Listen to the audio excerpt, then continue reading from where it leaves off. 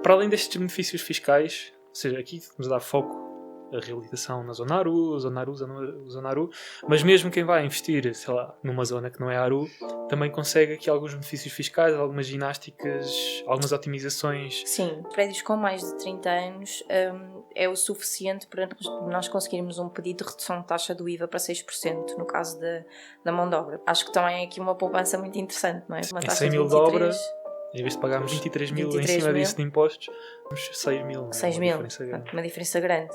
Já temos aqui uma poupança fiscal interessante.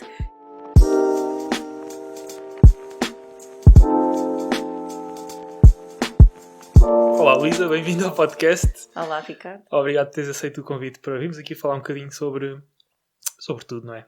Não? Sim, vamos sobre imobiliário, mas aqui numa vertente que dá muita dor de cabeça sempre. Uma vertente que para nós investidores, e tu também és investidora, sim, não é? Nos dá aqui muitas dores de cabeça na prática e também em termos de preocupação, não é? Porque isto... Sim, porque há muitos passos antes. Há muitos passos antes. Às vezes temos aquela pressa de concretizar logo o investimento e fazer a obra, se for caso disso, e depois vender, não é? Porque o tempo para nós é dinheiro. Exato. E então às vezes perdemos ali a oportunidade de fazer alguns passinhos intermédios que nos podem ajudar a aumentar a nossa taxa de rentabilidade, porque acabamos por conseguir poupar bastante dinheiro nos impostos. Na parte de impostos. Pá, eu já estou aqui com esta abordagem porque já sei o que é que tu fazes, não é? Sou aqui privilegiado, mas falando para quem está a assistir aqui ao episódio, explica-nos quem tu és, o que é que tu fazes, qual é que é a tua especialidade. Ok. Então, sou Luísa.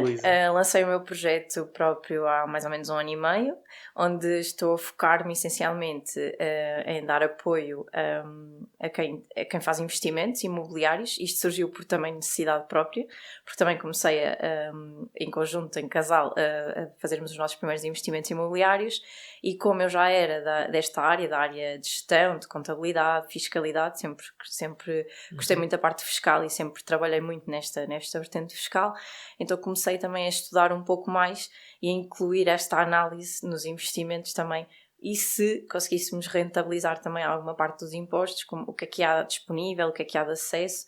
Então comecei a especializar-me para benefício próprio, e depois acabou por também estender-se a clientes que começaram a procurar esse apoio, e hoje em dia uma das vertentes onde me estou a especializar é precisamente a otimização fiscal dentro dos investimentos imobiliários. E tenho a minha página do Instagram, a FinMed, onde vou publicando maioritariamente os posts que estão relacionados mais com o apoio ao IRS, portanto o contribuinte final. Não estou a tocar tanto na parte do investimento, porque também lá está, são temas muito particulares, e assim só nestas sessões ou às vezes em algumas mentorias que vou participando é que consigo abordar o tema de uma forma também mais a fundo, e ainda não está muito publicitado, mas acredito que no próximo ano consiga também se calhar partilhar mais informação sobre fiscalidade nos investimentos imobiliários. Pronto, e é por aí que estou a direcionar o meu caminho, e está a correr bem. O teu projeto chama-se FinMed, não é? FinMed, sim. Fin de finanças e Med de medicina.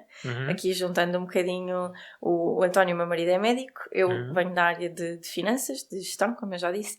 Então o nome surgiu assim um bocadinho na junção das duas coisas, porque muito do trabalho que eu fui desenvolvendo e onde me estou a especializar agora foi por necessidade de o conseguir ajudar na parte dele, portanto na parte da empresa dele, para a parte da saúde, e depois também dos nossos investimentos. Então juntei aqui o melhor dos dois mundos neste nome, e é a FinMed, a saúde financeira. Espetáculo. Pá, é super importante no cenário em que estamos, no contexto em que estamos, no contexto fiscal em que estamos, saber exatamente por onde conseguimos otimizar a carga fiscal dos nossos investimentos em imobiliário e outros, mas aqui sim. em especial, com especial foco no imobiliário. Eu acho que o mais simples para continuarmos aqui a falar sobre isso é, Luísa, como é que nós conseguimos poupar impostos no imobiliário? Aqui é a questão, não é? Exato. Epá, isto depende, não é? De certeza que perguntam isto depende. montes de vezes e tu dizes logo assim, como perguntam-me um monte de coisas. Pá, depende. Vamos lá ver exato. o vosso cenário. Depende muito de cada um. Exato. e da situação particular de cada um, se tem empresa, se está a investir a título particular, como tu vais explicando também, tudo isto é diferente, ou seja, o espectro muda consoante a forma como nós estamos a investir, se é o primeiro investimento, se está só alavancado com fundos próprios ou não, isto tudo tem as suas... é preciso ser analisado, mas assim de uma forma geral, existem um conjunto de benefícios que nós conseguimos, se trabalharmos neles previamente e não tivermos pressa, e alguma paciência, porque vamos ter que lidar com os municípios, não é? Podemos conseguir sim uma poupança fiscal interessante que ajuda a que as nossas margens finais sejam mais interessantes. E aqui falo num espectro bastante alargado, como a isenção de IMI durante 3 ou estendida a mais 5 anos, portanto podendo ir até 8 anos numa isenção de IMI, que até às vezes é um valor, pode ser um valor baixo, como também pode ser um valor alto, não é? Portanto, o que pode parecer insignificante à partida, somado durante vários anos, representa ali uma poupança, são aqueles custos que nunca também devemos descurar, não é? Falamos também nas mais-valias, portanto, quem faz aqui um investimento para fix and flip pode ter acesso a, para mim, uma vantagem enorme, que é ter a opção de tributar a mais-valia a uma taxa muito reduzida, de 5%, e sem ter que englobar aquele chavão, não é? Ter que somar aos rendimentos de outras categorias a mais-valia da venda de um imóvel, que pode atingir valores muito interessantes, não é? E chegarmos aqui a uma tabela de IRS, a uma taxa de 48%, que é a taxa máxima, uma taxa média, e termos esta possibilidade de tributá-la fora dos outros rendimentos a uma taxa simbólica de 5%, que me parece... Aqui, para mim, é das que eu gosto mais, é esta. E aqui é só uma delas, certeza vamos falar de mais algumas de seguida. E só para dar aqui mais algum contexto, como é que esta taxa de 5%, isto é espetacular, mas não funciona em todos os cenários, não funciona em todos os cenários, não. Ou seja, existem, cada município define a sua área de reabilitação urbana, e aqui elas são mais do que aquilo que nós às vezes pensamos. Já tenho falado com várias pessoas que a primeira coisa que me dizem, não, lá na minha cidade não há isso. E todos os municípios, todas as cidades definem a sua área de reabilitação urbana, que pode ser alargada com o tempo, e existem atualizações. Portanto, um imóvel que no passado pode não ter estado localizado, hoje em dia pode estar, e então convém sempre irmos consultando a informação, e normalmente os municípios têm esta informação atualizada nos seus sites. E se tivermos o imóvel que estamos a comprar, seja ele para venda ou até para arrendamento, porque também a nível do arrendamento existem alguns benefícios fiscais, se ele estiver localizado numa zona de reabilitação urbana e nós formos fazer uma obra de melhoria, portanto vamos reabilitar aquele imóvel, nós então podemos ter acesso a um conjunto de benefícios fiscais. Se estivermos a falar de um fix and flip, para mim a mais atrativa é aqui esta da mais-valia, de podermos ter acesso aqui a uma taxa reduzida de 5%, para manter em arrendamento. Também temos também existe um benefício fiscal, onde os rendimentos provenientes das rendas ficam isentos de tributação. Portanto, quem quiser também manter, ou seja, aqui para os diferentes perfis de investidor, não só para quem compra e vende, mas para quem compra e mantém, também consegue ir buscar aqui um benefício interessante, que é ter as suas rendas durante um período temporal isentas de IRS. Isto falando sempre na esfera particular. Também se aplica às empresas, mas o imposto é outro, é o IRC, neste caso. Funciona de forma diferente. Funciona de forma diferente. E para quem estiver a ouvir, estamos a falar aqui de uma diferença de as tributações autónomas em categoria individual. A tributação autónoma, portanto, falando em rendimentos prediais, não é? As rendas, categoria F, que assim, normalmente, elas têm a opção de englobamento, ou seja, podemos somá-las aos nossos rendimentos se tivermos a falar de um rendimento que não seja muito elevado, ou seja, que se localize no primeiro, segundo escalão de IRS, mas normalmente quem investe e quem tem imóveis arrendados tem outras fontes de rendimento de trabalho por conta de outrem, portanto passa facilmente o escalão dos 28%, então pode optar por tributar as rendas a uma taxa autónoma de 28%. Isto é o padrão, o tradicional, não é? E ao abrigo das medidas previstas para as zonas de reabilitação urbana, estes rendimentos ficam isentos de tributação, portanto é dinheiro que recebemos livre de imposto, não é? Portanto, claro que temos os encargos, mas um deles deixa de ser o IRS, deixa de ser o imposto. E é um dos principais, não é? E estamos a falar que a tributação autónoma, diria que a maior parte dos contratos que existem por aí, de 1 ano, 2, 3, 5 anos, nós estamos a falar de menos de 23%, não é? Sim. Tem uma redução. É muito bom, não é? Portanto, ser tributado a 23, ou 28, ou não ser tributado. Ou não ser tributado todo. Estamos a falar aqui de um incremento na nossa margem do negócio de mais 28%, não é? Mais 28, 23%. Aqui temos também, para contratos de longa duração, como estavas a referir, a partir dos 2 anos já existe um benefício da taxa, ele vem para 26%, contratos de arrendamento que sejam celebrados entre 2 e 5 anos, depois dos 5 aos 10 anos vem para 23 e por aí segue até os mais longos, 20 anos, sim, vem para 14%, mas sei lá, acho que hoje em dia é muito difícil nós fazermos um contrato a 20 anos, não é? Tipo, não sabemos, há uma volatilidade muito grande no mercado, pronto, as pessoas... Porque a gênese do arrendamento é as pessoas terem... É curta duração, é tendencialmente curta duração, não é? Exato, as pessoas terem uma possibilidade de mobilidade maior, não é? Tendencialmente, quando uma pessoa decide ir para uma localização a 20 anos, pois. Se calhar vai optar antes por comprar se tiver capacidade para. Se tiver, claro. Pois existe todo o outro nicho, digamos assim, que é as pessoas que não têm uma fase inicial de vida, não têm histórico de receitas, de rendimentos, não têm contratos efetivos e têm que arrendar, mesmo que queiram viver ali para sempre antes de comprar. Talvez dali 5, 6 anos, ou menos, ou mais. Sim. Aí sim. Pode haver. Sim, mas lá está. Eu diria que se calhar, em média, a percentagem de contratos de longa duração hoje em dia, celebrado, deve ficar abaixo de 50%. Portanto, não há muita gente que chega ali às taxas dos 14% de IRS para os rendimentos provenientes de rendas. Então, ter atenção quando estamos a fazer um investimento e perceber um dos critérios que eu acho que é extremamente importante é perceber se está ou não dentro de uma destas áreas, se está classificado como tal, porque podemos isentar totalmente os rendimentos, não é? Portanto, entre pagar 23 ou mais, não é? E não pagar nada, eu prefiro não pagar nada. Eu também prefiro não pagar nada. E é curioso porque essas áreas são mesmo dinâmicas e mesmo o que está descrito nos sites das câmaras, normalmente nas câmaras municipais, consulta-se lá o mapa ou uma secção só sobre... Não é muito fácil. Depende das câmaras, lá está, de cada site é quase um site, mas existe um site onde essa informação está unificada. Mas ainda assim, existem zonas daquele município que ou até já foram categorizadas como ARU, mas ainda não foram publicadas nos sites e não sei o quê, e zonas até que vocês... Estou a falar de vocês, quem está a assistir aqui, que podem consultar, normalmente é falando diretamente com as pessoas, o departamento urbanístico, não é? Das câmaras municipais. Câmaras, sim.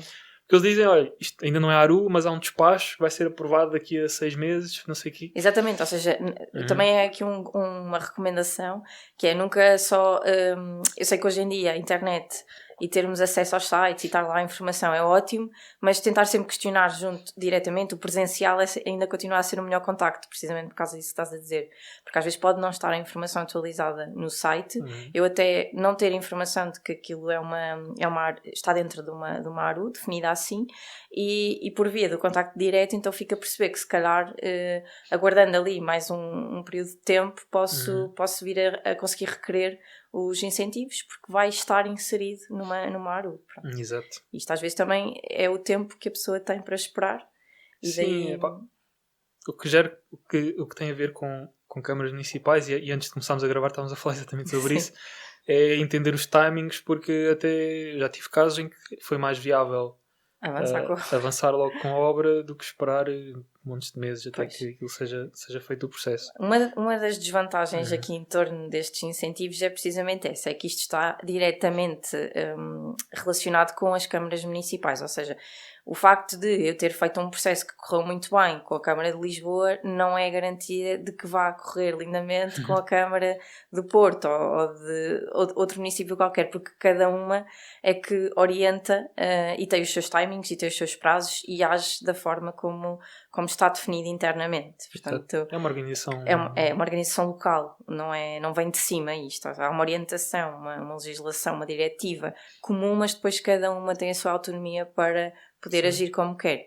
E então aqui deixa-nos um bocadinho... Exato. E umas têm verbas para ter uma equipa de 10 pessoas, outras têm verbas para ter 2 pessoas a tratar daquilo. Exato. E isso tudo influencia os prazos e tudo mais. Exato. Eu já tive um caso em que investi numa zona histórica, não estava classificada com ARU, e quando termina a obra, precisamente naquele, não digo naquele mês nem naquele dia, mas talvez com uma janela de 3 meses, sim, a zona foi... O despacho foi feito como zona ARU. E foi uma obra grande. E foi uma obra grande. Demorou mais de um ano. Essas custam mais.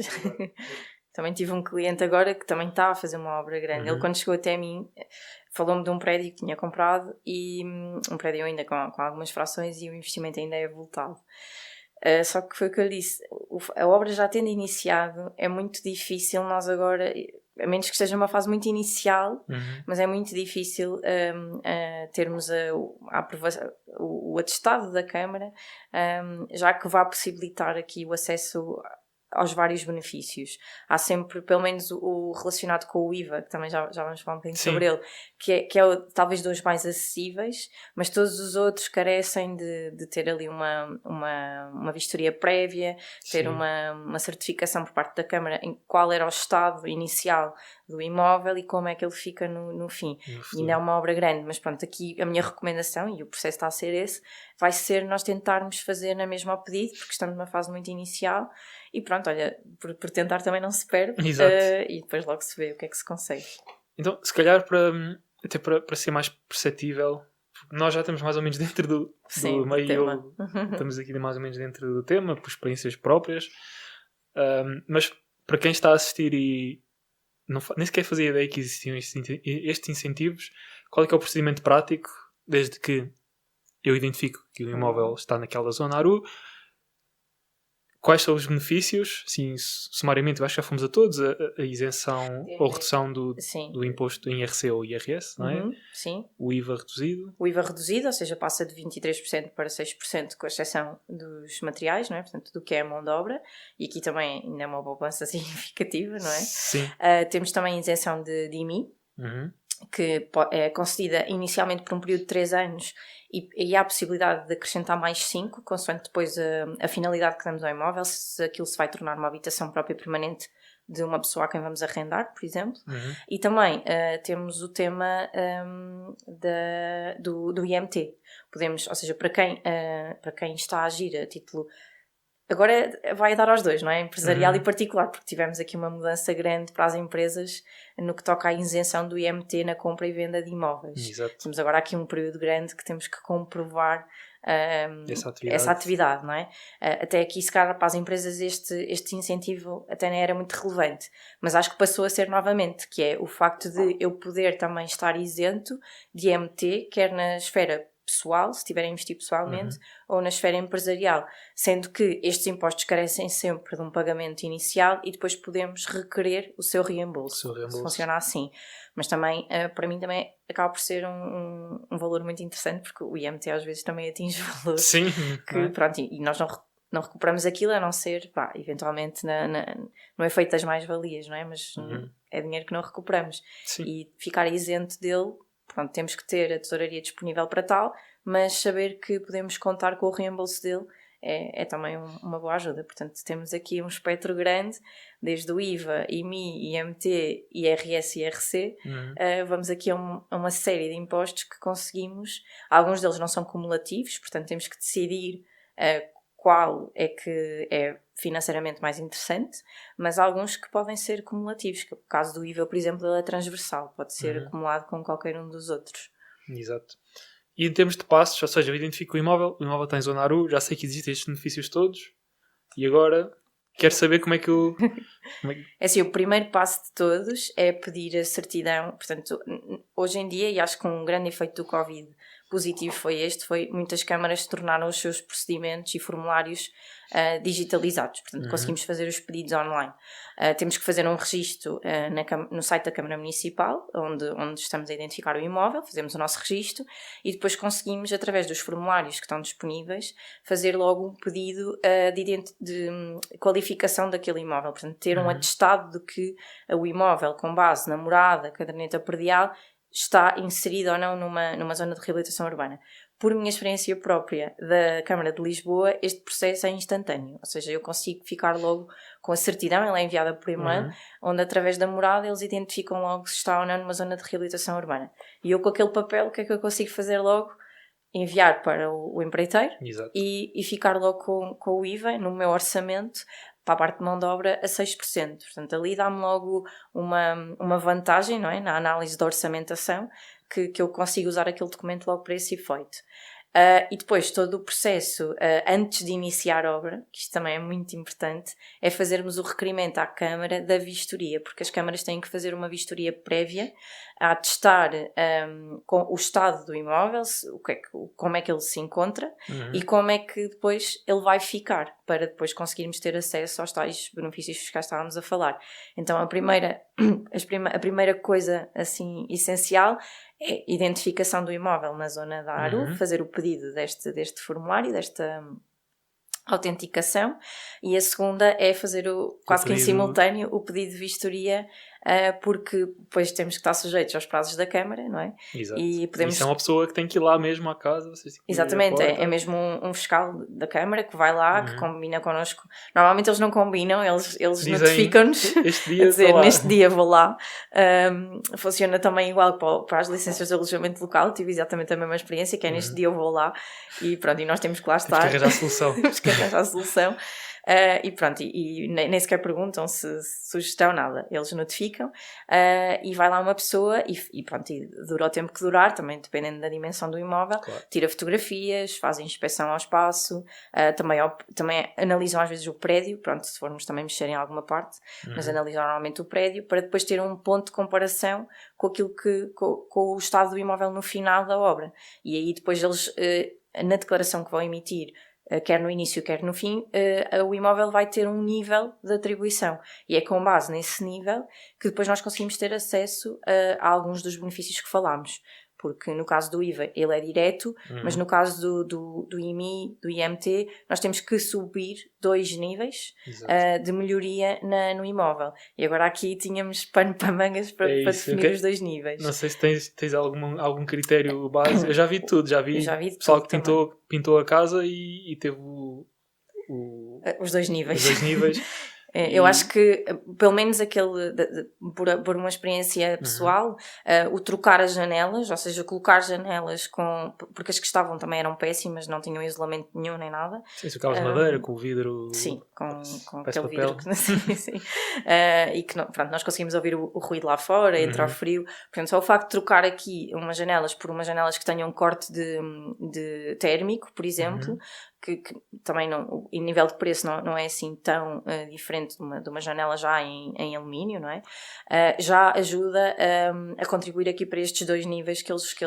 Porquê? Porque vai mexer com tudo o que é energética da casa, não é? Portanto, sim, certificado energético e tudo mais. Completamente diferente. Portanto, aqui a troca das janelas que é assim, eu acho que para quem também está a fazer uma remodelação é quase aquela coisa, se não der para mais nada, pelo menos para as janelas, não é? E para a porta, eventualmente, se for uma porta muito má. Sim. Por isso eu acho que só aqui, depois lá está, depende de município para município, mas da experiência que tive, as janelas foi assim um ponto-chave de troca, pronto, para conseguir os 2 níveis. Pronto, e depois é como tu dizes, já há câmaras que a pintura, se estiver muito bonita, se calhar resulta. E depois também depende, lá está, aquilo é tudo um processo interno da Câmara, também interno. Há diretivas sim.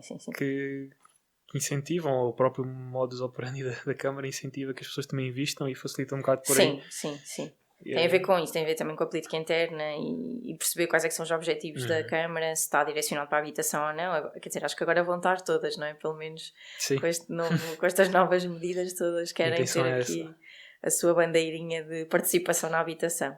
Mas sim, não sei se vai tornar mais difícil, espero que não. Espero que até se torne mais ágil o processo. Mas por acaso a experiência que tenho, mais uma vez, com a Câmara de Lisboa, até funcionou tudo muito rápido e sem problema. Mesmo a parte da vistoria? Mesmo a parte da vistoria, sim. Também temos que fazer o nosso trabalho de casa, não é? Se tivermos os documentos do imóvel todos direitinhos, já tivermos, e aqui quando falo documentos do imóvel, é o direito de propriedade, portanto, certidão predial, ou mesmo até o que conseguimos tirar do portal das finanças da caderneta predial, ter o número da certidão permanente do do imóvel. Isto tudo já ajuda a termos ali alguma informação, e quando fazemos o pedido existem sempre áreas que nós podemos anexar documentação, então mais vale o processo do que por defeito. Sim. E eu aqui envio logo sempre tudo aquilo que atesta que eu sou proprietária do imóvel, e toda a informação que eu tiver em torno daquele imóvel. Pronto. Aqui se calhar coisas de obra não faria tanto. Sim, não pedem orçamentos e tudo, eles não pedem, normalmente não pedem, mas já tive câmaras a pedirem o projeto de reabilitação do arquiteto. Pronto. Lá está, depende muito. Depende da câmara. Mas aqui eu recomendo ir presencial. Quando é assim, quando o processo online é muito complicado, confuso. E há plataformas assim meio estranhas. Sim. Também, depois cada terra, literalmente cada terra tem a sua plataforma. E dificulta um bocadinho a percepção disso. O que é que também já me pediram foi quando não pedem o projeto, não é? Sim. Por acaso a mim nunca pediram nenhum projeto, nenhuma arquitetura, nem licenciamento, nem nada do género. Mas pelo menos uma comunicação prévia na Câmara do início da obra. Do início da obra, Sim. porque em teoria, não é? Depois depende da zona, lá está. Depois há de ir lá ao fiscal, ver se realmente é uma obra isenta e ver o que é que estão a fazer. Ou seja, um fiscal fora do âmbito do benefício. Do benefício, sim, nada a ver.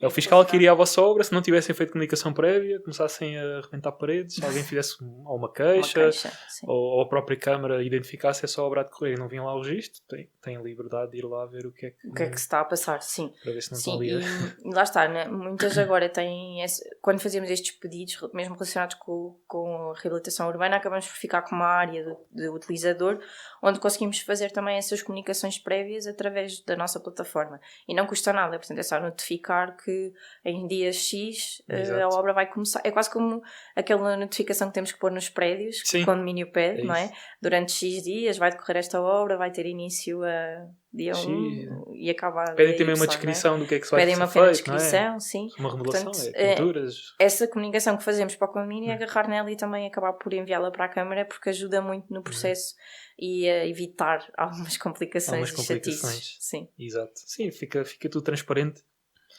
E torna-se mais fácil, mais célere, eu acho. Mais célere, quanto mais informação eles tiverem também melhor, porque depois se faltar alguma coisa tem que estar novamente a pedir, mas o processo vai atrasar até que a pessoa volta a pegar no nosso processo. E é como tu dizias, há câmaras que têm vários funcionários a trabalhar, tem uma equipa quase só para isto, e há outras que por orçamentação só têm 1 ou 2 pessoas. E então quanto mais prepararmos aqui o nosso dossiê e enviarmos, melhor também. E minimizarmos os riscos que possam existir, não é? Porque cada câmara é uma câmara. Vou pegar no exemplo que não tem nada a ver com isto, tem a ver com os registros prediais. As conservatórias do registro predial. E há registros prediais em que isto tem a ver com encontrar o tópico é encontrar os donos de determinado imóvel. E há conservatórias que eu sei que vou lá com uma morada, rua não sei o quê, número tal, terceiro direito. E eles dão-me o registro predial.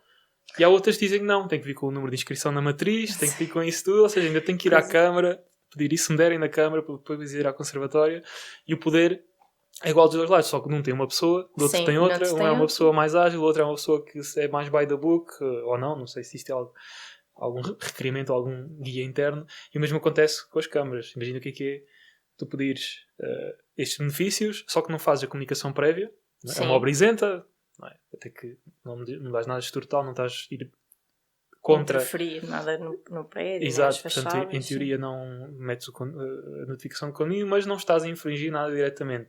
Imagina o que é isto, pedir depois o benefício, mas onde é que está aqui a comunicação prévia? Pois, exatamente. E embirrarem por aí não consegues Sim, porque quando é para embirrarem eles também arranjam tudo. Exato. Portanto, não custa nada fazermos. Recapitulando, portanto, fazer o pedido prévio de vistoria antes de iniciarmos qualquer obra, o mais rápido que seja possível. Eu já tive câmaras em que, até com o contrato de promessa, compra e venda, eles deixaram fazer o pedido de vistoria e foram logo fazer antes da escritura. Há outras que não, tem que ser com a escritura. Isto é excelente, em termos de timings. É ótimo, porque temos ali um prazo que joga a nosso favor, não é? Ainda não comprei diretamente o imóvel, já tenho um processo a decorrer, provavelmente na data da escritura já tenho tudo direitinho. Portanto, aqui também perceber qual é que é o documento que eles podem aceitar do lado de lá. Se eu só tiver o CPCV, é o CPCV que eu mando. Pá, no limite pode vir para trás e dizer, não, olha, tem que aguardar pela escritura. Mas é tentar, portanto, e fazer comunicação prévia de que quero requerer a vistoria daquele imóvel para efeitos de reabilitação urbana. E até pesquisar nos formulários pelo tópico reabilitação urbana e vão diretos. Pelo menos na maior parte que eu tenho pesquisado, elas vão diretos ao formulário correto, porque existe só uma área para a reabilitação urbana. E depois então fazer a comunicação prévia do início da obra, enviar também essa comunicação e começar a obra. E no fim também existem timings e prazos para darmos a obra como concluída e voltarmos a convocar uma vistoria final. Vistoria, portanto, vistoria sim, não esquecer isso, pôr o imóvel à venda logo, mas não esquecer de fazer este pedido prévio, porque depois isso também se não o fizermos deixamos o processo a meio, e então temos que o fechar, e fechar é pedir a vistoria de encerramento. É quase uma especialidade da obra. Sim, é verdade. Temos que ali incorporar, porque isto tem custos diretos. Claro. Tem custos de tempo é dinheiro, não no sentido clichê, mas porque ter o imóvel parado mais 1, 2, 3 meses, vamos pagar mais juros durante 1, 2, 3 meses.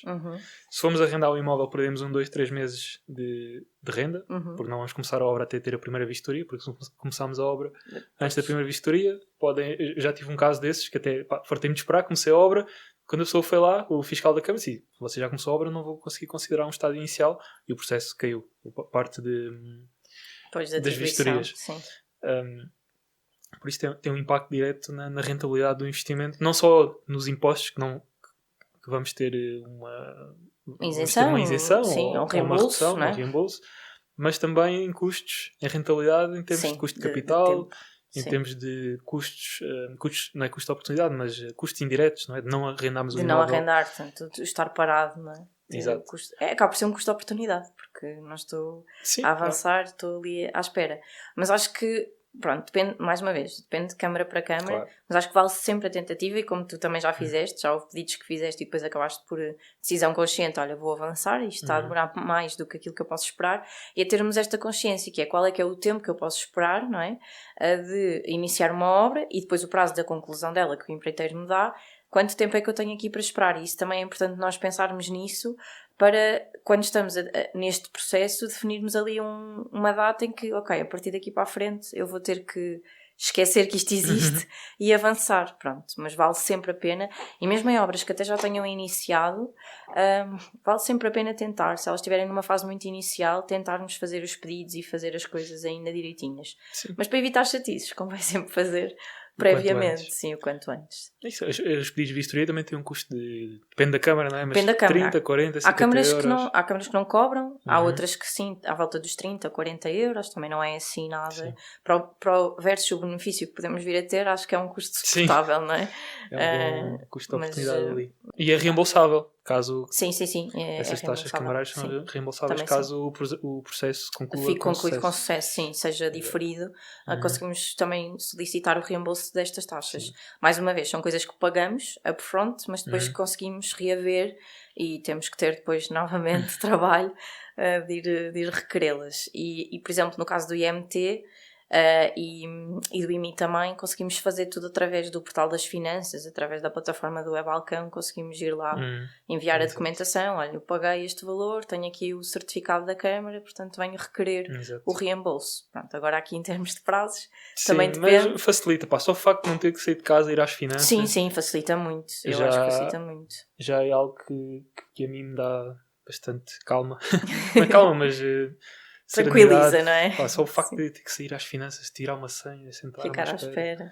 Depois ter a sorte de calhar com alguém que sabe aquilo que nós queremos. Ou que consigam atender no dia, que às vezes vamos lá já acabamos as senhas. Já não dá mais senhas. Não, mas hoje em dia temos um canal de comunicação que eu uso praticamente diariamente por dúvidas, por apoio a outros clientes, que é o Web-Balcão, que tem uma série de tópicos que nós podemos pré-selecionar e que dão ajuda num prazo curto de resposta. 1, 2 dias temos ali uma resposta, ou pelo menos um caminho, olha, faça assim, faça desta forma ou daquela, para conseguirmos orientar. E os pedidos de reembolso hoje em dia... vale mais fazê-los pela plataforma, conseguimos anexar a documentação, conseguimos logo enviar tudo e eles mantêm quase como um track record das respostas e nós conseguimos ir ver o fluxo. É um sistema de tickets. É um sistema de tickets, exatamente. E funciona, funciona bem. Funciona muito bem. Eu tenho, mesmo em situações mais urgentes, tipo situações urgentes, olha, fix and flip. Compramos a casa, fazemos obra, estamos a vender e não temos aquilo registado em nosso nome. Já tive casos que... de um dia para o outro fizeram alteração na CPU. Da caderneta predial, sim. Se bem que para a escritura eu acho que não é 100% a CPU, não é 100% obrigatório que ela esteja atualizada. A CRP sim, a do risco predial sim, a CPU não. Mas na via das dúvidas, quando há financiamentos do outro lado, o teu cliente está a comprar o imóvel, se a CPU não estiver atualizada, pode condicionar do lado deles, exato, no mais banco. Vale. Sim. E funcionou muito bem. Por isso, quem não conhece o canal. Quem não conhece o canal tem que explorar, porque, olha, mesmo em termos de. Agora, assim, um exemplo nada a ver, mas quando ao nascimento de um filho e tu não tens logo a preocupação de tratar do cartão de cidadão e tudo mais, tu, sem ter o cartão de cidadão através do web-balcão, também consegues logo fazer um pedido de atribuição de número de contribuinte, que pode dar jeito para uma série de coisas, logo, sei lá, despesas de saúde e tudo mais. Portanto, é um canal, por experiência, funciona mesmo rápido em situações urgentes. Tem sido, para mim, o melhor canal, melhor até que o telefone, às vezes, estar a ligar para lá e tudo mais, e ir lá, que é uma coisa que nem pensar, já não vou a um serviço de finanças há anos, portanto, trato de tudo via balcão. Via balcão, sim. Exato. Está aqui, publicidade ao balcão. Não, nós pagámos por isso, não é? Porque fomos patrocinados também aqui um bocadinho no podcast e pagamos pelo serviço enquanto contribuintes. Mas, realmente, há muitos serviços do Estado que não funcionam bem, mas aquele está a funcionar bem e ainda bem para nós. É para cobrar impostos, não é? Sim, é para cobrar impostos, por isso funciona bem. Sim. Tem que funcionar bem. Olha, para além destes benefícios fiscais, ou seja, aqui estamos a dar foco à reabilitação na Zona ARU, mas mesmo quem vai investir, sei lá, numa zona nova, ou numa zona que não é ARU, também consegue aqui alguns benefícios fiscais, algumas ginásticas, algumas otimizações a nível pessoal, a nível da empresa. Começamos aqui pelo nível pessoal, que acho que é o caso mais comum até de quem... Sim, a nível pessoal, como falámos o do IVA, por exemplo, não tem que ser um imóvel localizado numa zona de reabilitação urbana. Por vezes, prédios que tenham mais do que 30 anos, nós também fazendo este pedido de atestado, e às vezes só com a caderneta predial já conseguimos isto, porque ele vai lá o ano de registro também, mas prédios com mais de 30 anos é o suficiente para nós conseguirmos um pedido de redução de taxa do IVA para 6%, no caso da mão de obra, portanto. E vale para qualquer imóvel, esteja ele numa zona de reabilitação urbana ou não. E acho que também é aqui uma poupança muito interessante, não é? Sim. Passamos de uma taxa 100 de 23... mil de obra, em vez de pagarmos 23 mil em cima disso de impostos, pagamos 6 mil. Não é? 6 mil, uma diferença grande. Já temos aqui uma poupança fiscal interessante. E isto também lá está, é pedir um certificado daquele imóvel, conseguimos entregar ao empreiteiro. E isto é importante porque às vezes os empreiteiros são um bocadinho chatos com isto e pedem mesmo os documentos, porque para eles, a nível fiscal e de contabilidade, eles depois também precisam de justificar porque é que estão a tributar, a faturar a uma taxa reduzida. Então daí eles necessitarem também desta documentação. Não é só uma exigência de eles a quererem dificultar o processo, não, até porque o IVA nas empresas não deve ter efeito nenhum, portanto aquilo nós somos meros, nós somos meros transportadores do IVA, portanto recolhemos e entregamos, não é? Portanto o empreiteiro também não tem interesse nenhum em estar-nos a cobrar 23. Para ele é igual. Para ele é igual, portanto ele vai também nas suas contas vai ter que entregar aquele IVA, portanto eles precisam desta declaração por uma questão de cumprimento dos requisitos legais e justificar a aplicação dos 6%. E depois, existem também algumas outras estratégias aqui de poupança, mais para quem arrenda, por exemplo, e acho que esta para mim também é interessante, que foi uma coisa que eu acabei por fazer, mas lá está, também é preciso que o imóvel permita pedirmos uma licença de alojamento local e fazermos as vistorias todas direitinho e termos o imóvel preparado para tal, mas depois, a meio, decidimos que queremos pôr a casa a arrendar por um período superior. Por exemplo, em vez de ser aquele sistema de dias, não é? Queremos arrendar a uma pessoa que surgiu e ela quer a casa por 6 meses, por exemplo. Ok. Mas isso é arrendamento tradicional? Não. Okay. Pode ser, isto aconteceu-me, ou seja, eu achava que tinha que fazer um contrato de arrendamento tradicional e teria então aqui a categoria F, não é? Os 28%, mas não, eu posso celebrar um contrato de prestação de serviços com aquela pessoa ao abrigo da minha licença de alojamento local. E isto, o efeito prático é que as pessoas, a maior parte, se calhar não sabem, mas as rendas, elas são tributadas a 28% e nós conseguimos deduzir algumas despesas, não é? Sim. Mas se for um imóvel que já está em fase cruzeiro, que já não temos efeito da obra, dos custos da obra, portanto temos as despesas correntes, como o IMI, o condomínio despesas com o imóvel. E pouco mais que isto, não é? Portanto, gestão do imóvel e não temos muito mais. Portanto, o valor que vai ser sujeito a IRS é quase o meu valor total que eu recebi de rendimento. No caso do alojamento local não é assim. Só 35% de tudo aquilo que eu faturo é que é sujeito a imposto. Ok? Pronto. Portanto, isto só para dar contexto aqui, porque na minha cabeça já estou aqui. Será que isto é empresa? Será que é individual? Não, individual. Estou a falar individual, sim. Com atividade aberta? Com atividade aberta, sim. Posso ter atividade aberta. Não tem... Mesmo a nível de segurança social, a parte do alojamento local ela está isenta de contribuições, portanto não terá impacto nenhum. E eu posso decidir, e acho que aqui toda a gente devia fazer isto, mesmo quem tem casas arrendadas no tradicional, devia ter sempre também a atividade aberta por uma questão de simulação das opções, porque posso tributar as rendas em categoria B ou em categoria F. E pode haver anos em que é mais vantajoso optar pela B do que a F. E se tiver um alojamento local, obrigatoriamente tenho que ter atividade aberta em categoria B. Mas tem esta vantagem que é, eu estou a excluir de tributação 65% de tudo aquilo que eu obtive num ano. E esses 35%, isto é um chapa 5? É um chapa 5, é um coeficiente que... Mas é no regime simples? No regime simplificado, sim. Simplificado, porque se for o regime... Contabilidade organizada já é as regras da empresa, portanto é diferente. Só para clarificar isso também. Sim, aqui eu lá está, não expliquei, mas como a maior parte das pessoas acaba por ter este regime, mas sim, é importante explicar isso, que é, estamos a falar de investidores a título particular, que abrem atividade, regime simplificado, não têm contabilidade organizada, portanto fazem toda a sua atividade por via dos recibos verdes ou podem ter até um programa de faturação, mas é o convencional, o recibo verde. Não é? Pronto, e aqui temos esta opção, ou seja, pode ser uma via interessante em termos de poupança, se eu tiver o imóvel possível de ser licenciado em AL, ter aqui um contrato de prestação de serviços e uma grande parte do meu rendimento fica... É como se eu assumisse que estou a ter despesas ao abrigo do alojamento local, mas num arrendamento de 6 meses eu não tenho as mesmas despesas que tenho com o AL, não é? Portanto, não tens tanta manutenção, não tens tanta rotatividade, a mesma limpeza, não é? A porcentagem de gestão. Estavas a falar disso e eu estou a pensar nos meus quartos. Pois. Que têm contratos de 6 meses, 8 meses, inferiores a um ano. Sim, inferiores a um ano, ou seja, aqui a única ressalva é, podem ir até um ano, este contrato com a mesma pessoa, pode ir até um ano. Depois, se for para transitar para mais do que um ano, já tem que ser com outra pessoa, mas aqui se calhar os teus quartos têm esta rotatividade, não é? Inferior a um ano, e então aqui sim, ou seja, tu podes ter sucessivos contratos de vários meses, mesmo que ultrapassem depois até um ano, mas tem que ser com pessoas diferentes, nunca pode ser com a mesma pessoa mais do que um ano, porque aí já passa para o arrendamento tradicional. Mas tens que pensar nisso, porque se for uma zona que tenha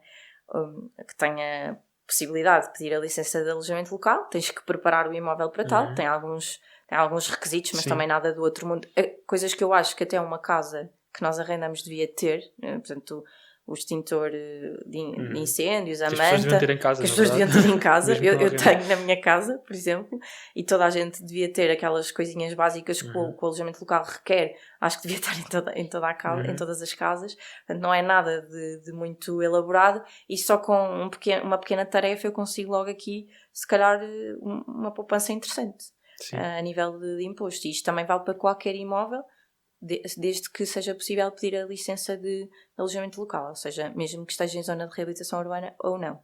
Sim, é independente da zona onde o imóvel se situa. E falando, excelente dica, de certeza, que muito sal desse lado vai. Lá está, e aprendia por necessidade. Porque... Exato, e acho que aprendemos todos por isto, quando começamos a receber as faturas do IRS e do IRC, pensamos logo assim, como é que eu consigo cortar aqui?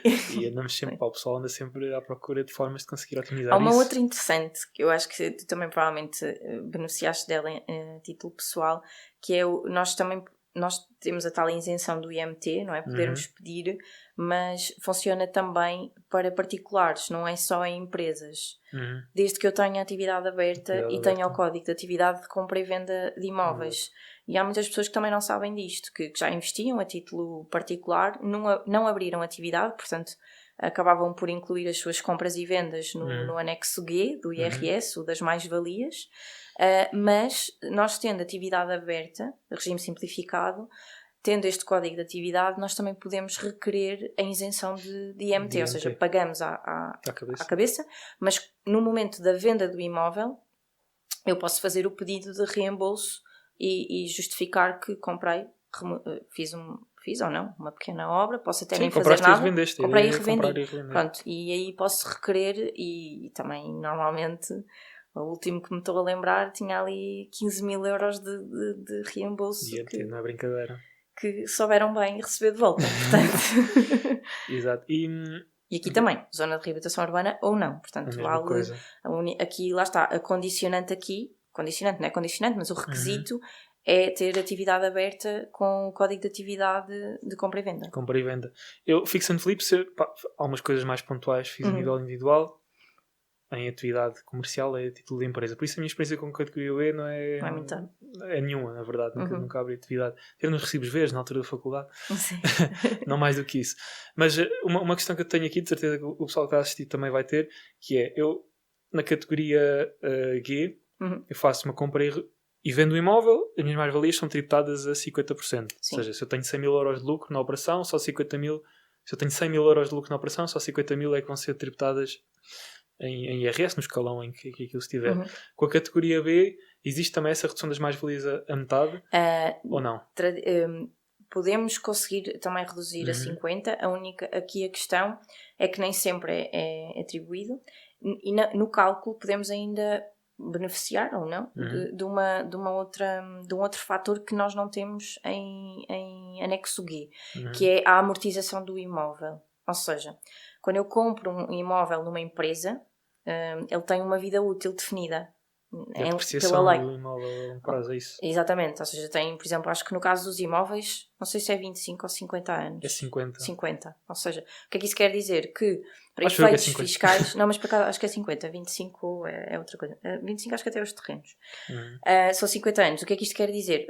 O fisco, as finanças, definem que aquele ativo tem para efeitos fiscais uma vida útil de 50 anos. Vai durar durante 50 anos. Não significa que ao fim de 50 anos ele não tenha valor, mas fiscalmente ele pode ter aqui um benefício. E o benefício é dividir o valor dele por 50 e todos os anos eu vou abatendo aquela percentagem, aquele valorzinho à minha receita, ao meu lucro. E isto, quando estou a fazer a venda, ok, que pode não ser muito, porque normalmente um fix and flip até são coisas que acontecem num ano, 2 anos, não é? É assim um período curto, mas posso ter aqui também nesta equação considerar todos os encargos que tive com o imóvel, valor de compra, valor de venda, encargos, e ter também o efeito da amortização. Por isso é que aqui não conseguimos provavelmente tão facilmente ir buscar a redução dos 50%. Ok. Mas na categoria B, se for o regime simplificado, portanto não há atividade aberta, aquilo que o fisco vai considerar como lucro da operação serão os 35% também? Não, o coeficiente é diferente. Não sei dizer de cor quanto é que é, mas nós aqui conseguimos imputar despesas porque as mais-valias dos imóveis são apuradas com base nas regras do IRC das empresas. Então certo. Aqui os encargos contam todos. Juros? Sim. Não entra propriamente um coeficiente fixo, porque é muito variável. Portanto, aqui entram os encargos que eu tive com o imóvel, os juros, as comissões, as despesas de melhoria, comissões imobiliárias, se houver aqui pelo meio, impostos que eu paguei, conta tudo. Mesmo que eu não tenha contabilidade organizada? Mesmo que eu não tenha contabilidade organizada. Mesmo deslocações ao imóvel? Deslocações é mais difícil. É mais difícil. Mas isso já nas empresas também às vezes é difícil de nós conseguirmos ter o custo 100% fiscalmente aceito, não é? Temos sempre ali a sombra das tributações autónomas. Mas pronto, é um custo aceito. Mas na categoria B não conseguimos ter. Deslocações é mais difícil de justificar. Bem, também já dei aqui várias, portanto não podemos querer tudo. Casos mais específicos, claro que só mesmo analisando caso a caso, cada pessoa, cada situação, sejam empresas, sejam particulares. Mais formas de poupar imposto no imobiliário, diria que uma que acho que ainda não abordámos, não é propriamente nenhuma giga-joga, mas é quase direto, especialmente para arrendamento, que é a amortização, a dedução de custos de obra que tínhamos com o imóvel. Eu compro um imóvel para reabilitar e agora quero colocá-lo no mercado de arrendamento, e existem várias formas de eu conseguir pegar no dinheiro que gastei. Que já agora, isto coloca-me essa questão pelo menos a mim muitas vezes, que é se o dinheiro para as obras for emprestado, se for um crédito para obras, por exemplo, será que eu consigo deduzir? Ou tem que ser com capitais próprios? Não, e a verdade é que não há distinção. Tem que haver dinheiro gasto. Tem que haver dinheiro gasto, tem que haver faturas a comprovar. Exato. E aqui é importante, porque às vezes descuidamos um bocadinho este processo do pedir o documento, e o documento tem que ter tem algumas regras, deve cumprir algumas regras para ser aceito depois na dedução como encargo. Isto às vezes as pessoas perguntam, mas como é que eu quando preencho a declaração de IRS, e voltando aqui à parte particular, não é? As finanças pedem-me algum documento de prova da despesa? Nesse momento não, mas para a frente, portanto quando estiverem a analisar a declaração, podem solicitar documentos de prova daquelas despesas, e eu aí tenho que ter as faturas, e as faturas têm que mencionar a morada do imóvel. Portanto, muitas vezes nós damos os nossos dados, o nosso número por exemplo, no Leroy Merlin tenho a minha ficha de cliente que tem a morada da minha casa, mas eu não posso pura e simplesmente pedir a fatura com esses dados. Eu tenho que, eles algures lá na fatura, não quer dizer que vão ter que mudar a ficha toda de cliente, mas tem que pôr uma observação, uma descrição, a morada de entrega, que tem que ser a morada do imóvel que está a ser alvo daquela obra. Isto porquê? Porque senão o que as finanças dizem é, você comprou isto para esta casa, mas também pode ter sido usado para outra. Portanto, precisam de ter, e o documento de prova que eles usam é as faturas. E eu já tive casos de clientes que tinham valores muito significativos gastos em obra que depois não foram aceitos como despesa, como encargo, no apuramento das mais-valias, porque não tinham este requisito cumprido. E alguns nem fatura pedem. Com o número de contribuinte. Aquilo vem consumido ao final, que é outro erro também. Portanto, dois requisitos básicos: morada da entrega do material, da casa onde estamos a fazer a obra e que vai ser alvo da nossa venda, não é? E o outro é o número de contribuinte, convém ser um dos proprietários do imóvel. Okay? No caso de haver mais do que um proprietário, não tem que estar a pôr os 2 e 3 NIFs, mas pelo menos um deve coincidir com o proprietário da casa. Pronto. E estávamos a falar disto por causa... Com obras feitas. Com obras feitas, exatamente. Tenho esses custos. E às vezes o que é que acontece? Até pode acontecer, estou a chegar ao final do ano e nesse ano não tenho um único rendimento, não é? Porque a obra, por exemplo, pode só ter começado no final do ano, então eu só tenho encargos e não tenho receita. E o que é que vai acontecer? Vou perder aqueles encargos num ano em que não tive receita? Não. Nem pensar, não é? Então nós podemos reportar, temos 6 anos, acho que são 6 anos, de reporte desses gastos nos rendimentos futuros. Portanto, no ano seguinte, quando estiver a entregar a minha declaração de IRS, por vezes existe um campo específico para reportar de custos de anos anteriores. Outras vezes, dependendo do tipo de situação que estamos a analisar, esse reporte é automático, sendo que é preciso ter atenção com este automático, e aqui é olharmos para a nota de liquidação, portanto o comprovativo da declaração de IRS, e ver, existe lá uma linha específica que fala de encargos e de deduções, e vermos se bate certo com o valor que vem da declaração do ano anterior. Se não estiver, temos direito a reclamá-lo, mais uma vez através do web-balcão, podemos fazer esse processo, e é um valor que temos direito. Portanto, podemos estar a beneficiar nos anos seguintes dos encargos com aquela obra, quer seja no imóvel alvo da obra, quer seja nos rendimentos provenientes de outros imóveis. Porquê? Porque a categoria F, os rendimentos eles são cegos, eles são da categoria F. Portanto, dentro da mesma categoria nós podemos deduzir as perdas, as despesas de um imóvel ou de vários. Portanto, aquilo soma aos rendimentos todos, soma as despesas todas. Portanto, posso juntar ao bolo todo, exatamente. Aquilo não está associado a uma linha. Portanto, eu tive despesa com a casa A, então só posso deduzir ao rendimento da casa A. Não é assim que funciona. Ele é global. Exato. Ou seja, eu posso fazer obras este ano no imóvel, numa moradia, que só estão prontas a 31 de dezembro de 2023. Só que este ano já tenho um prédio a render. E posso beneficiar faço já uma dedução das obras de moradia aos rendimentos do prédio. Rendimentos do prédio, exatamente. Ok. E esse reporte a 6 anos, isso não é necessário englobar? Ou Temos que optar pelo englobamento. Okay. Estava-me a esquecer desse ponto. Sim. Pronto, agora estava assim, será que não é preciso? Não, é preciso. Mas aqui nós não perdemos nada com o englobamento à partida. Porquê? Porque temos que fazer contas sempre previamente, e aqui eu digo sempre para simularem. Exato. Mas normalmente, tendo custos, não é? Aquilo que vai, o rendimento que vai ser tributado dos meus rendimentos prediais vai baixar significativamente face aos custos das obras. Portanto, aquilo que vai acabar por ser englobado até às vezes pode ser zero, porque o efeito pode ser gera 20 mil em rendimentos, 20 mil em rendimentos, 20 mil em obras. Tinha gastos em obras de 40 mil, por exemplo, vou abater 20, fico com saldo zero da categoria F e posso facilmente englobá-lo aos meus rendimentos de outras categorias, que o impacto vai ser nulo. Exato. Mas sim, são de englobamento obrigatório. E quando existe, imagina, este ano faço englobamento porque me compensa largamente. Fiz uma obra, já tenho rendimentos de um prédio, vou englobar para conseguir... Aliás, vou englobar porque quero usar o reporte a 6 anos. Mas ali no ano 3, mesmo com essa... Não compensa. Com essas obras, vendi uma série de ações, ou a minha categoria A foi por aí acima, vários cenários. Se eu nesse ano decidir não englobar, depois esses reportes terminam aí. Cessam. Cessam aí. Ou seja, mesmo que eu ainda tivesse 20 mil euros por deduzir. Olha, por acaso agora é uma boa questão, porque eu tenho ideia daquilo que tenho feito, é que tu tens 6 anos e em cada ano tu podes decidir pelo aquilo que te é mais vantajoso. Okay. Não estás obrigado agora englobei um ano, tenho que englobar os anos todos.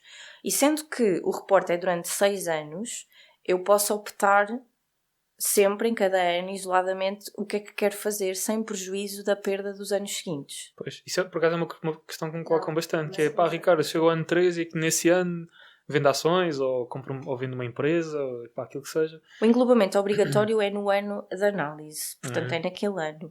E eu em cada ano posso decidir, é um bocadinho como os casais que entregam a declaração em conjunto e em separado.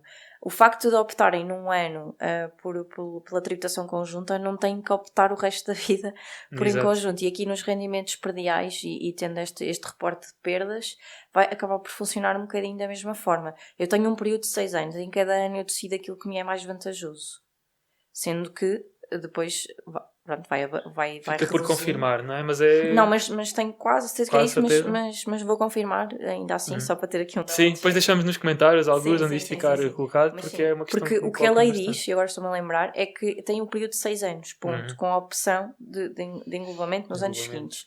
Portanto, acho que não há nada, mas vou procurar alguma informação vinculativa das finanças que fale sobre isto e depois deixamos nos... Ou seja, será o mais importante eu englobar no ano em que tenho essas despesas? Sim, para não perder.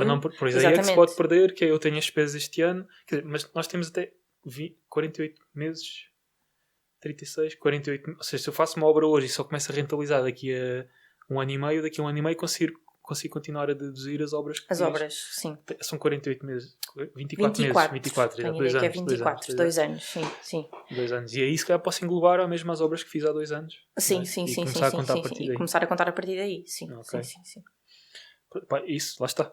Se fizermos, por isso é que isto imobiliário, mesmo em Portugal, sendo um bocadinho diferente de outros países, como os Estados Unidos, em que até existem aqui mais umas manobras que a gente poderia fazer, mesmo assim, se eu conseguir fazer obras até com dinheiro que não é meu, vou não estar a pagar, em vez de comprar o imóvel um imóvel com obra feita por 100 mil, estou aqui a dar números redondos, uma obra feita por 100 mil, se calhar prefiro comprar um imóvel, mesmo que a obra custe 20, eu compro por 80. E até vou ter o trabalho extra de ainda gerir mais uma obra, mas se calhar pode-me compensar. Pois, porque aqueles 20 acabam por se tornar um benefício, ou seja, são um custo no momento, não é? Eu vou ter mais esse encargo com essa obra, mas é uma coisa que eu consigo ir recuperar depois no momento, ou da venda ou do arrendamento. Sim, exato. E no caso do arrendamento estende-se aqui este horizonte temporal de 6 anos, que ainda é bastante interessante. Sim, estamos a falar, se nos primeiros 2 anos, imagina que gastamos 20 mil euros em obras, nos primeiros 2 anos a matéria coletável, não é? Sim. São 10 mil euros por ano, temos 2 anos sem pagar impostos. Sem pagar impostos, exatamente. Se fores 2.800 euros, né? 28%, 28%. São quase 6 mil euros. 6 mil euros que se poupa aqui de... Por isso, na verdade, o imóvel custa-nos, se for para arrendamento, em vez dos 100 mil, com esta estrutura toda em mente, custa-nos 94 mil, uma coisa assim. Sim. 23, 94. mais alguma dica? Como é que a gente pode aqui dar as voltas? Histórias como comprar o imóvel. Histórias não, isto são coisas verídicas. Os imóveis estão a nível pessoal, arrendo o imóvel à empresa, ou faço um contrato comodato. Isso também é muito perguntado. É muito perguntado. Eu estou aqui a fechar aquilo que. Sim, aqui há que ter em conta que quando compramos um imóvel na esfera pessoal, o IMI, por exemplo, nós nunca conseguimos que essa despesa, por exemplo, seja dedutível numa empresa, porque ele está na esfera pessoal e o IMI é feito ao proprietário. Portanto, mesmo que eu faça um contrato de comodato, e o contrato de comodato aqui tenho uma empresa e eu vou ceder à empresa, vou autorizá-la a explorar o imóvel. Basicamente, assim, traços gerais, o contrato de comodato diz isto, não é? Pode ser, posso ter aqui alguma FII ou não, mas à partida o comodato até é livre de qualquer encargo, não é? Portanto, eu estou a autorizar a entidade a explorar o imóvel. Só que, pelo menos, o IMI, ele nunca pode ser deduzido na empresa, porque é uma despesa do proprietário. Vem sempre em nome do proprietário. Todas as outras despesas com o imóvel, que por exemplo, de eletricidade, água, que eu venha a ter que realizar contratos, aí já os posso fazer em nome da empresa e essas sim podem ser deduzidas na esfera da empresa. Agora, há que também perceber depois as diferentes formas de tributação do rendimento, o que é que eu quero fazer com aquilo, se é um alojamento local, se é um arrendamento tradicional, porque, por exemplo, estes coeficientes que tivemos aqui a falar dos 35% para o alojamento local, na esfera da empresa não se põe. Portanto, é faturação, é despesas e dá lucro. Exato. E é tudo, temos aqui um valor global sujeito a imposto. No caso de particular, vamos usando os coeficientes que às vezes, se não tivermos muitas despesas, podem ser mais interessantes. Portanto, também convém sempre analisar o que é que a pessoa pretende com aquilo, qual é que é o objetivo. Sim, e os custos de ter uma empresa, não é? Um contabilista... Ter uma empresa, ao contrário do regime simplificado, em que eu abro atividade e, no limite, tenho que ter uma conta bancária separada da minha, que é... Mas, pronto, vem no normativo que é recomendado que assim seja, mas até posso não ter, não é? Mas não tenho qualquer outro custo, não tenho que registar a empresa, não tenho que lhe atribuir um nome, não tenho que ter um contabilista, não tenho nada. Programa de faturação, zero. Na empresa tenho isto, portanto tenho ali cerca de, assim, números redondos, 3.000 euros ano de custos para ter os mínimos olímpicos, como eu costumo dizer, da empresa a funcionar. Sim, pelo menos isso, é mais ou menos 150 euros por mês em contabilista. Sim, pois os registros todos, exatamente. Portanto, ali, cerca de quem pensar em abrir uma empresa tem que considerar logo ali à volta de 3.000 euros ano para as obrigações ditas legais. Vá. Exato. Isto se não quiser ter mais nenhuma despesa, ter só faturação e depois terá o resto, não é? Claro que o apuramento da receita em termos de empresa pode ser mais vantajoso do que em termos particulares, porque temos um conjunto de despesas que conseguimos deduzir. Mas depende muito do nosso objetivo. Se for um arrendamento tradicional, se calhar... Sim, se for só agora se for um portfólio com 20, 30 frações... E depois também atenção a isso, porque depois aqui já vamos cair, já bocadinho estávamos a falar sobre isso, no regime de transparência fiscal, porque se for uma sociedade constituída única e exclusivamente para arrendar imóveis, aqui já vamos cair neste regime que tem este nome assim um bocado chavão, a transparência fiscal, que nada mais é do que, ok, nós apuramos o lucro com base nas regras da empresa, mas o lucro vai ser tributado na esfera pessoal dos sócios. Portanto, voltamos às taxas do IRS. Perdemos aqui um bocadinho o efeito. Portanto, atenção aos objetivos, ao número de imóveis, o que é que queremos fazer de futuro. O que é feito em paralelo, não é? Porque depois tivemos uma atividade de compra e revenda que supera os arrendamentos, o regime de transparência fiscal deixa de ser aplicado, não é? Porque é 50%... Se até 50% do rendimento da empresa for proveniente da atividade de arrendamento aqui está na transparência. Depois, se tivermos uma outra atividade dentro da empresa que saia fora do regime e que a percentagem seja superior, então aí já conseguimos. Exato. Mas lá está, é uma coisa que tem que ser pensada previamente, porque senão todos os anos andamos ali no final do ano, será que cai na esfera do sócio ou cai na esfera da empresa? E pode deitar por terra a rentabilidade toda daquele ano, porque as taxas de IRS conseguem chegar até um escalão de 48% e nas empresas o máximo é de 21%. 21%. Portanto, temos aqui uma diferença muito grande. Exato. Há que ter, tem que ser pensado. Se calhar mais malta, por exemplo, faz compra e revenda através da empresa, ou tem outra atividade, sei lá, consultoria, Sim. coisa qualquer através da empresa que preveja que esses rendimentos sejam maiores, Talvez consiga, sim. Há sempre aqui uma análise prévia a Exato. fazer da estrutura societária, quem é que são os sócios daquela sociedade, qual é que vai ser a porcentagem das cotas, porque isto também interfere aqui com o regime. E o que é que a pessoa quer fazer dentro daquela empresa, se é uma atividade que é para continuar, se foi só uma coisa pontual, não é? Portanto, se for pontual, eu diria que não vale. Não vale. Pontual e até 1, 2 imóveis também, ou quem tenha só arrendamento, se calhar aqui deixar na esfera pessoal acaba por conseguir ter acesso a alguns benefícios e tem menos chatices e consegue na mesma uma poupança fiscal interessante. Exato. Sim. Mais alguma dica que estejas fiscal ou sobre imobiliário que queiras partilhar? Aquilo que mais te perguntam, talvez. Aqui Perguntam-me esta da empresa, de fazer o contrato de comodato. Estávamos a explicar que é possível, ou seja, eu posso ter. Mas olha, uma outra interessante é, por exemplo, isto teve uma pessoa que aconteceu isto. Ela queria, o primeiro imóvel que ela comprou foi na esfera pessoal, mas depois, pronto, foi uma atividade que começou a ganhar expressão e ele acabou por abrir uma empresa. E estava ali na dúvida como é que ele podia passar aquele imóvel que estava na esfera pessoal para a empresa, se fazia sentido ou não. E uma forma pronto, ele também tinha ali algum dinheiro que queria retirar da empresa, não recebia salário, mas aqui para fugir um bocadinho aos dividendos e à tributação dos dividendos, fugir, mas de uma forma legal. Sim, nada evitar, sim. Otimizar. E lá está, fizemos o estudo e fazia sentido para aquele caso. Ele vendeu o imóvel à sociedade. Vendeu por um preço pelo qual comprou, para que a mais-valia dele fosse nula. E a empresa tinha também a compra e venda, tinha o CAI de compra e venda, já tinha atividade, portanto ficou isenta do IMT, conseguiu a isenção. E o que aconteceu foi, para não tirar o dinheiro todo do imóvel da empresa, portanto era um valor ainda interessante, o que ficou combinado e ficou acordado e escrito é que a empresa ficava a pagar aquele imóvel à pessoa em prestações, pronto. Tipo um suprimento, sim, quase como se fosse um suprimento, com uma taxa de juros associada. Okay. E então a pessoa conseguiu rentabilizar o valor do imóvel. Claro que o que é que tivemos que anular aqui? O efeito tempo, porque a pessoa dizia, ok, mas eu vou vender e vou ficar sem este imóvel na minha esfera pessoal e sem o dinheiro todo na minha esfera pessoal, não vou conseguir recebê-lo todo por inteiro. Então introduzimos aqui o juro, porque é possível nós fazermos empréstimos à sociedade ou até termos neste caso a venda do imóvel e ele ficar a ser pago em prestações, e o juro é aceito fiscalmente como custo na empresa.